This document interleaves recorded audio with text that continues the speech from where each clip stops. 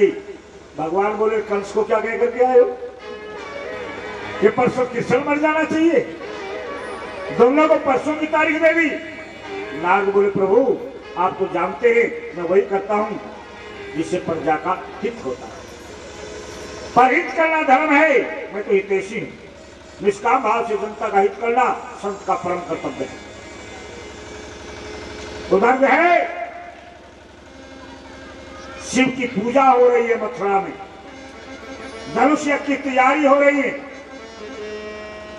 अब थोड़ा यहाँ शंकर जी के हम भी दर्शन कर लें, थोड़ा स्तुति करें। बोले शंकर भगवान की जय।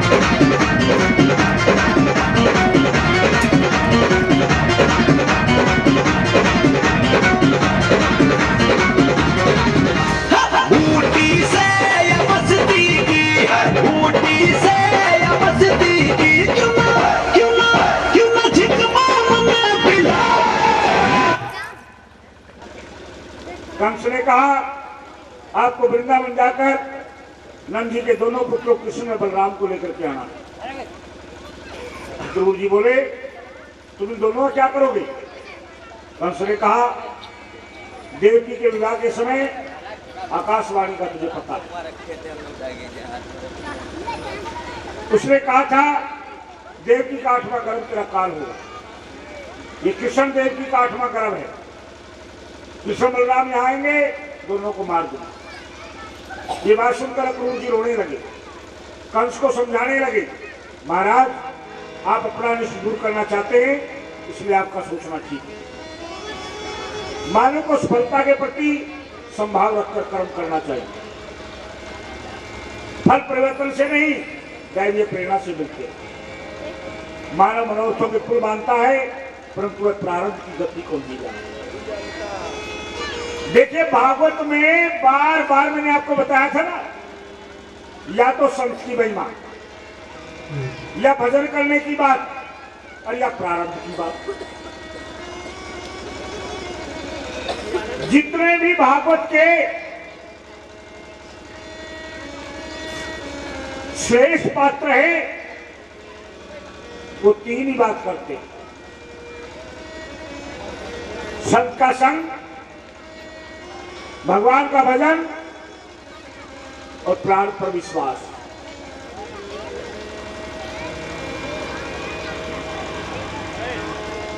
इसी का सफलता प्राप्त होने पर मानव हर्ष से फूल जाता है, असफलता की दशा में शोक सागर में डूब जाता है।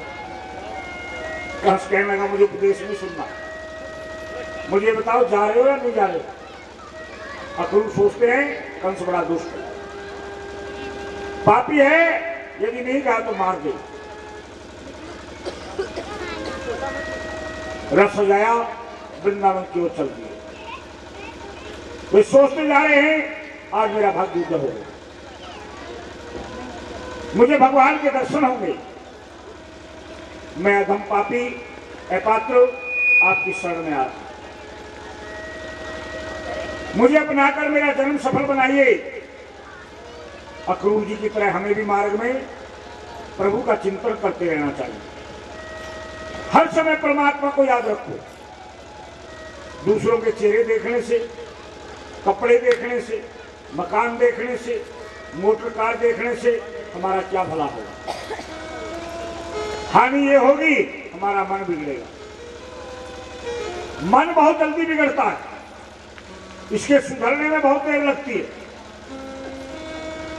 जो मानव रास्ते में चलते हुए भजन नहीं करता वो आंख और मन से पाप करता है। पापी चलते चलते भी पाप करता रहता है और पुण्य आत्मा चलते चलते भी पुण्य करता रहता है। पवित्र विचार जीवन को सुधार सकते हैं।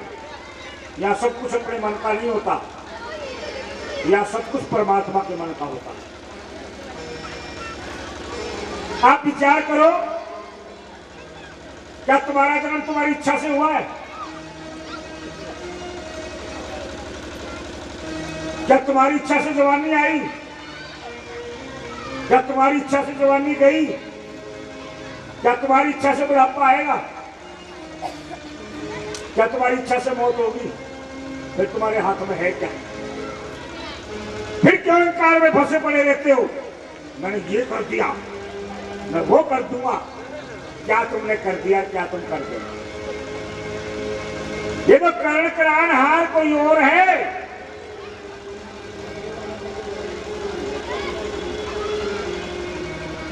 मन से सभी का भला सोचो,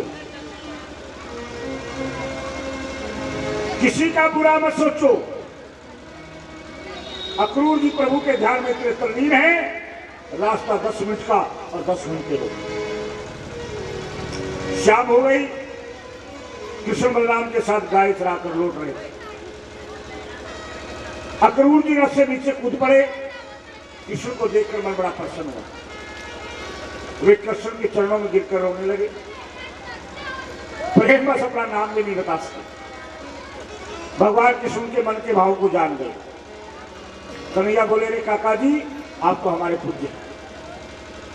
अक्रूर जी की आंखों में आंसू आ गए। बोले कन्हैया, तुम्हारे नाटक ही तो बड़े विचित्र हैं।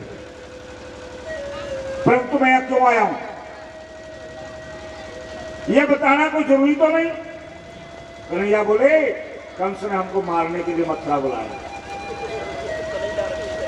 परंतु काका जी ये बात ब्रजवासियों को मत बताना,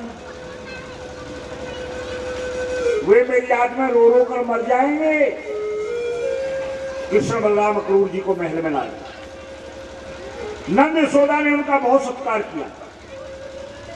भोजन आदि से निवृत्त होकर सब अक्रूर जी के पास बैठे। अक्रूर जी से आने का कारण पूछा। अक्रूर जी बोले मथुरा में धनुष यज्ञ हो रहा है, कंस ने आप सबको बुलाया है, कृष्ण बलराम को बुलाने के लिए सोने का रथ भेजा है। नंद जी बहुत भोले, आमंत्रण पाकर बड़े खुश हुए। मैं कंस को कर देता हूं, सो मेरे बेटों के लिए सोने का रथ भेजा है। यशोदा भोजन करने बैठी तब उसे पता चला। कृष्ण के जाने की बात सुनकर दिल बैठ गया, हाथ से ग्रास छूट गया। नहीं ये क्रूर नहीं, ये तो क्रूर है, मेरे लाला को मत जाने दो। यशोदानंद जी से कहते तुम्हें जाना है तो जाओ, परंतु मेरे लाला को लेकर मत जाओ, वहां उसकी देखभाल कौन करेगा, उसे मना मना कर कौन खिलाएगा। मैं लाला को अपनी दृष्टि से दूर नहीं जाने दूंगा। नंद बाबा यशोदा को ढाढ़स समझाते हैं। कन्हैया 11 वर्ष का हो गया, अब इसे घर में कितने दिन रखोगी, उसे बाहर का संसार भी देखना चाहिए। हम 2-4 दिन मथुरा में घूम कर आ जाएंगे। मैया यशोदा का दिल नहीं माना, सब सो गई, परंतु यशोदा की आंख में नींद का। कन्हैया चला गया तो मैं कैसे जीऊंगी। बाहर आंगन में आकर सिसकियां मरने लगी। सिसकियों की आवाज सुनकर आसपास की गोपियां आई। समस्त ब्रजमंडल में समाचार फैल गए, कल प्रातः कन्हैया चला जाएगा। हजारों गोपियां कृष्ण के महल के द्वार पर खड़ी थी। आधी रात का समय कन्हैया की अचानक आंख खुली, देखा मां खाट पर नहीं है। कन्हैया इधर उधर ढूंढने लगे, बाहर आंगन में मां को रोते हुए पाया। कन्हैया मां के पास बैठकर मां के आंसू पोंछने लगी। कन्हैया कहते मां तू रोती क्यों, तू रोती है मुझे दुख हो रहा है। यशोदा बोली बेटा तू कल जा रहा है, मुझे छोड़कर कहीं मत जा। कन्हैया बोले मैया तू चिंता मत कर, मैं जल्दी ही लौट कर आ जाऊंगा, चलो अब हम सो जाते हैं। कन्हैया मां के साथ ही सो गया। प्रातः उठकर देखा द्वार पर गोपियां ही गोपियां। अक्रूर जी रथ को लेकर आंगन में आ गए। जैसे कृष्ण बलराम को साथ लेकर रथ की ओर चले, गोपियों की आंखों से पनारे बैठे। गोपियां हाथ जोड़कर बोली कान्हा तो मत जाओ। यहां मैं आपको एक बात बताना चाहता हूं। अब तक जहां गोपियां ग्वाले कृष्ण हर समय खेल लीला में मस्त थे, अब रोना ही रोना है। अब यहां लीलाएं समाप्त हैं। भगवान श्री कृष्ण ने बड़ी बड़ी लीलाएं की। कुछ लीलाओं का भागवत में वर्णन नहीं है, कुछ लीलाओं का भागवत में वर्णन है। भगवान श्री कृष्ण की भागवत में जो लीला है, एक भी लीला मैंने आपसे छुपाई नहीं। हर लीला का मैंने बखान किया है। लेकिन भगवान कृष्ण की ऐसी बहुत सी लीलाएं और भी हैं जो भागवत में तो नहीं है और ग्रंथों में है। भगवान की एक लीला है आंख मिचोली की लीला, एक लीला है मनिहारे की लीला। मनिहारे का भेष बनाया, श्याम चूड़ी बेचने आए। मनिहारे